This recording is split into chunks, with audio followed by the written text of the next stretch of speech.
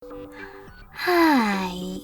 In front of me is Motorola Moto G73, and today I would like to show you how you can install and apply iOS Launcher on this Android.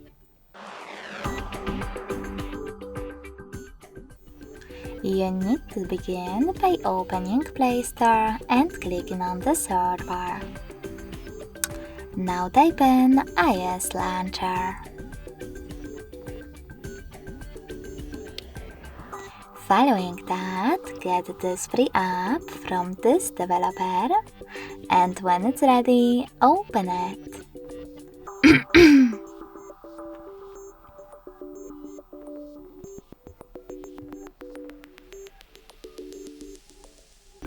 In order to continue, you need to select while using the app and allow in the pop-ups. Then click on Got It and swipe up from the bottom of your screen. Now click on Home button and go into Settings. In them, you need to scroll down and access Apps section. Then select Default Apps, tap on Home app, and click on iOS Launcher in order to apply it. Lastly, tap on Got It.